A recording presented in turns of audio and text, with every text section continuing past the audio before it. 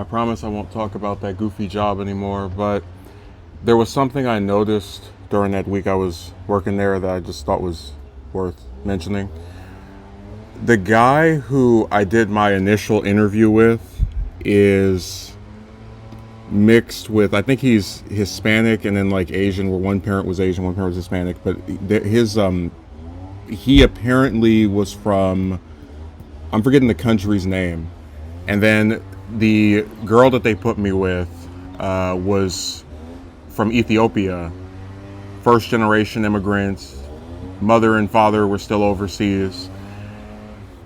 And I just thought it was really interesting that the two of them together are like under 21, like they're both just barely adults, you know.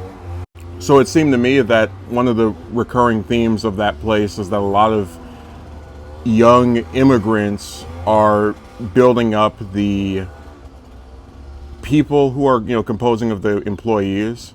And it's almost like you could kind of spin it into a commentary on just how with each passing generation there's like a lesser belief in the need for education. Like I was someone who, I thought I was following the standard ladder of, preschool, middle school, high school, college, and then after getting into college and going to a community college and getting accepted to a university where they tried to charge me some crazy amount of money, I just said, all right, forget it. With them, it seems like a lot of them really do believe that once you get past high school, I'd hate to use my phrase for this, but the juice isn't worth the squeeze in terms of trying to get a degree. So they're going directly from schooling to like foregoing higher learning for the sake of just collecting a paycheck. And, I talked about how a lot of times when people are desperate, they will stay with the job. That's why I stayed with the other one for as long as I did.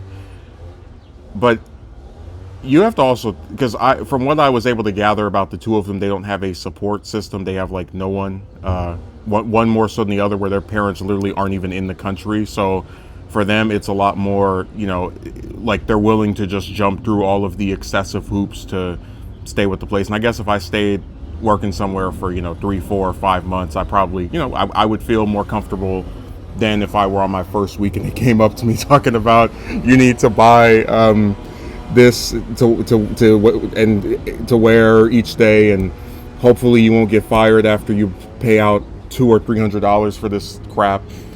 But I don't know, I just think it's so fascinating how these young immigrants are coming to the United States, and again, a lot of them used to come on these like student visas and whatnot. Now they're just like saying basically to hell with school and work in these different jobs that are also not really that great. I mean, I don't know. I get where, selling things is cool, but just the whole commission-based stuff is just not my cup of tea. But there's like a story to be made of how much people have really looked at the way school is. Because like when I called it a scam all those years ago, I'm not saying a degree is worthless. I'm not saying there are not benefits a person can theoretically have with a degree. I was saying that the cost of getting one is so absurd that it almost cancels that you may be doing something that is for your long-term benefit, but the short-term negative ramifications are just too great to overcome in many cases. If you're someone who, again, is not supported by parents or some older person who's going to like foot the bill for your basic needs like food and shelter, then you're going to end up like a lot of college students in my state have been, to where we've even legalized bills to basically sleep in cars on campus. It's just fascinating, like how schooling really used to be the thing that people, between 18 to like 22, or even just 18 into the mid 20s were most pursuant of. And now a lot of them are just, I mean, with this girl, as far as I could tell, she didn't even bother like trying to go to college. It was just, graduate from high school over there in Ethiopia and then come over here. And of course, to me, the funniest thing is like coming to the U.S. with the premise of opportunity, and then, not only you're like the U.S. is just so bad in terms of various statistics we could rattle off about, most people not being able to afford $1,000 emergency, the increasing cost of everything. But then when you also like factor in like what part of the U.S. they're choosing to come to, right?